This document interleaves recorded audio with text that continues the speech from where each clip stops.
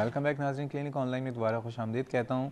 जिन viewers ने अभी join किया बताता चलूँ, आज हम बात कर रहे हैं गुर्दे के हवाले से कि क्या वजूहात हैं जो कि गुर्दे को डैमेज कर रही हैं, और सबसे बड़ी बात, अगर किसी के गुर्दे डैमेज हो रहे हैं तो किस तरह से उनको सही किया जा सकता है। इस वक्त हमारे साथ मौजूद हैं प्रोफेसर डॉक्टर वक़ार काज़मी साहब, एक बहुत ही काबिल एहतराम और बड़ा नाम नेफ्रोलॉजी की दुनिया में, प्रोफेसर ऑफ नेफ्रोलॉजी हैं कराची मेडिकल डेंटल कॉलेज और अब्बासी शहीद हॉस्पिटल से उनका ताल्लुक़ है। और कॉलर हमारे साथ मौजूद हैं, कॉलर बहुत आते हैं, डॉक्टर साहब उनको भी शामिल करते रहते हैं। अस्सलाम वालेकुम। अस्सलाम वालेकुम। वालेकुम अस्सलाम। कौन साहब, कहाँ से? मैं हैदराबाद से बात कर रहा हूँ, फैसल जी, खुश आमदीद। ये मेरी वालदा का ये यूरिया और क्रेटिनाइन करवाया था, ये थोड़ा बड़ा हुआ है, तो मैंने डॉक्टर से पूछा था, ये मैं बता देता हूँ। जी जी। ब्लड यूरिया जो है 48.3 है और सेरम क्रेटिनाइन है 1.2। तो मुझे ये मालूम करना है इसका इलाज कराने की जरूरत है या नहीं। इधर मैंने डॉक्टर से पूछा था, उन्होंने कहा नहीं इसकी जरूरत नहीं है। अच्छा, आपकी वालदा को कोई डायबिटीज़, ब्लड प्रेशर या कोई और बीमारी नहीं, तो नहीं? और सब नॉर्मल है। और सब नॉर्मल है, ठीक है जी, बहुत शुक्रिया। डॉक्टर साहब पहले तो उनकी फैसल साहब की बता दें वालदा का कि ये इनका तो तकरीबन नॉर्मल ही है। मैं समझता हूँ कि हो सकता है कि मामूली से कोई डिहाइड्रेशन वगैरह, तकरीबन नॉर्मल ही है, क्योंकि यूरिया नॉर्मली 40 होता है, 48 है और क्रेटिनिन 1.2 है। अब इनकी एज आई एम श्योर कि इनकी वालदा हैं तो 50-55 प्लस होंगी, तो ये कि 1.2 ऑलमोस्ट नॉर्मल है। ऑलमोस्ट किसी इलाज की ज़रूरत है इनको? मैं नहीं समझ, अगर कोई डायबिटिक हाइपरटेंसिव नहीं है, यूरिन इनका बिल्कुल क्लियर है, तो कोई इलाज। अच्छा, ब्रेक पे जाने से पहले आपने दो बातें हमने करनी थी। एक तो ये था, आपने बताया कि किसी किडनी को डैमेज होने के 5 स्टेजेस होते हैं और स्टेज 1 से लेके स्टेज 5 तक का जो सफ़र होता है वो 10 से 15 साल का होता है। तो स्टेज 1 क्या होता है? और दूसरी बात ये है कि जिनको डायबिटीज़ है, जिनको ब्लड प्रेशर है और साथ में अब उन्होंने अपना ब्लड यूरिया और क्रेटिनिन करवाया है और वो बढ़ा हुआ आया है, तो क्या कोई तरीक़ा है कि दोबारा गुर्दे अपने सही हालत पे आ सकते हैं? तो पहली बात स्टेज 1, और दूसरा फिर जो सवाल डायबिटीज़ और हाइपरटेंशन के वाले से। देखिए, ये जो स्टेजेस की गई हैं, अगेन नेशनल किडनी फाउंडेशन ने ये स्टेजेस की हैं और इन्होंने GFR के ग्लोमेरुलर फिल्ट्रेशन रेट, यानी ये ब्लड यूरिया क्रेटिनिन के अलावा जो और एक टेस्ट है जिससे गुर्दे के फंक्शन को हम परखते हैं, उसके हिसाब से किए हैं। और एक सेहतमंद आदमी का GFR 90 प्लस होना चाहिए, यानी 90 या 90 से ज़्यादा होना चाहिए। तो स्टेज 1 वो है कि जहाँ पे GFR नॉर्मल है, 90 या 90 प्लस है, लेकिन कोई ऐसी गुर्दे की बीमारी है जो कि 3 महीने से मुस्तकिल, यानी मुस्तकिल 3 महीने से खून आ रहा है गुर्दे से, रिस रहा है, माइक्रोस्कोपिक हीमोचूरिया हो रहा है, या प्रोटीन खारिज हो रही है, 3 महीने से ज़्यादा हो गए और प्रोटीन खारिज हो रही है, लेकिन GFR नॉर्मल है, तो ये स्टेज 1 कहलाएगा। और स्टेज 2 से फिर ये GFR कम होना शुरू हो जाता है। अगर ये क्या नाम है 60 से कम होगा। पता कलामी हूँ आप जी, यूरिया क्रेटिनिन का कोई ताल्लुक नहीं है इसलिए? नहीं, स्टेजेस से यूरिया क्रेटिनिन का कोई। तो अब ये स्टेज 2 जो है, जिसको मैं कहूँगा, आसान ज़बान में कहूँगा कि बहुत मामूली सा गुर्दा मुतासिर हो गए हैं, तो ये स्टेज 2 कहलाता है और इसमें GFR जो है वो 90 से कम हो जाता है, ठीक है ना, 60 to 89 होता है। अब ये मामूली सा है, लेकिन ये मैं बताता चलूँ कि जब एक दफ़ा स्टेज 2 डेवलप हो गया तो ये स्लोली प्रोग्रेसिव है, ये वक्त के साथ साथ ये बढ़ेगा। तो अनफॉर्चुनेटली कोई ऐसी चीज़ नहीं है जो हम इसको यू टर्न मार के रिवर्स गियर में लगा। अब यहाँ पे एक सवाल होता है कि गुर्दे के जब फंक्शन टेस्ट चेक करने हो तो ब्लड यूरिया और सीरम क्रेटिनिन ये करवाए जाते हैं, तो अब क्या लोग डायरेक्टली GFR करवाएं या पहले ब्लड यूरिया और क्रेटिनिन कराएं और वो बढ़ाओ तब GFR करवाएं? देखें, डॉक्टरों के लिए तो अब बड़ा आसान हो गया कि अब ये सॉफ्टवेयर्स आ गए हैं और आपके पास सिर्फ, अगर आपके पास ये 6 वेरिएबल्स हैं, जो एज, जेंडर, रेस, तो आपको पता ही होता है पेशेंट का कि वो एज क्या है, इसका जेंडर मेल है फीमेल, रेस आमतौर से ये जो इक्वेशन में ब्लैक और नॉन ब्लैक को रखा है, तो हम लोग नॉन ब्लैक, ये 3 चीज़ें तो हमें पता होती हैं। इसके अलावा अगर हमें सीरम क्रेटिनिन, एल्बुमिन और ब्लड यूरिया नाइट्रोजन, ये 3 चीज़ पता हो, तो ये अब सॉफ्टवेयर्स आ गए हैं जो ये एस्टिमेटेड GFR कहलाता है, and it is as reliable as वो जो 24 आवर्स यूरिन जमा करके GFR हम लोग कराते हैं आमतौर से।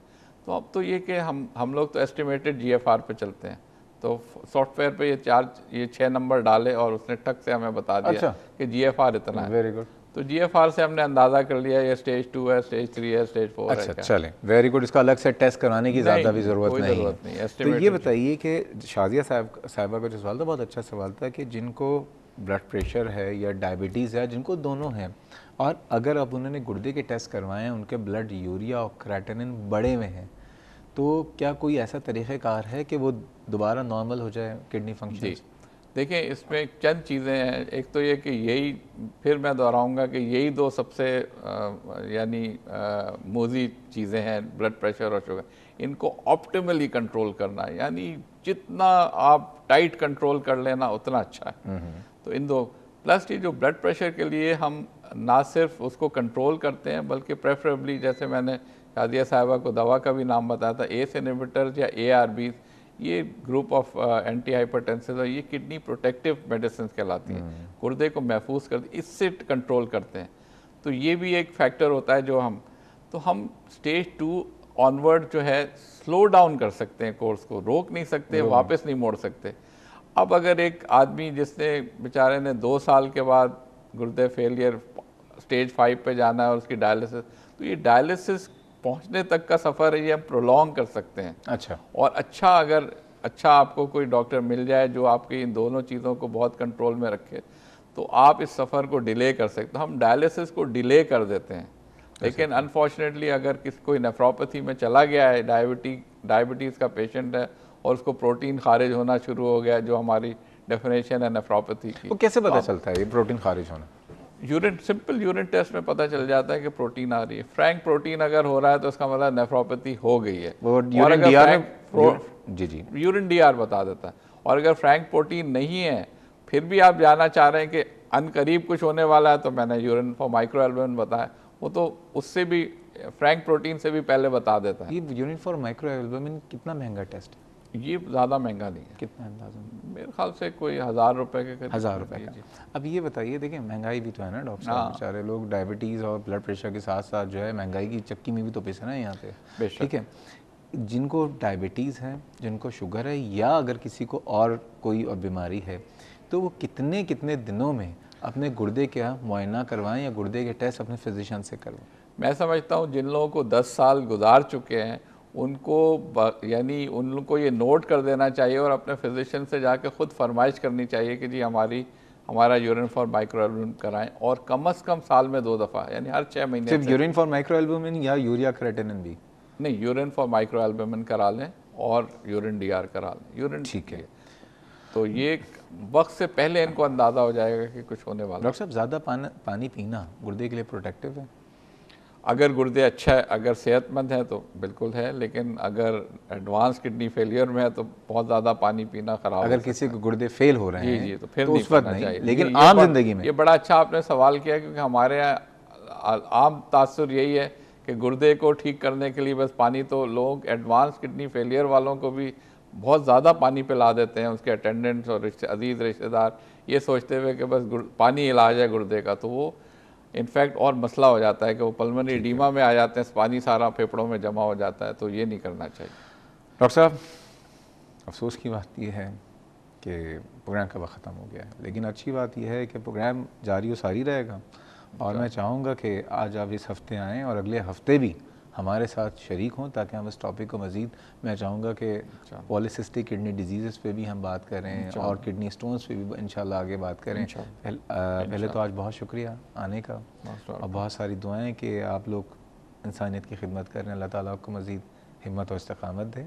बहुत बहुत शुक्रिया। Thank you. नाज़रीन, ये था हमारा आज का प्रोग्राम, और सबसे बड़ी बात यह है कि जितने लोग जिनको डायबिटीज़ है या जिनको ब्लड प्रेशर है, हमेशा मैं एक बात कहता हूँ और दोबारा कहूँगा कि एक डॉक्टर से, एक फैमिली फिजिशियन से आप दोस्ती कर लीजिए, रिश्ता कायम कर लीजिए।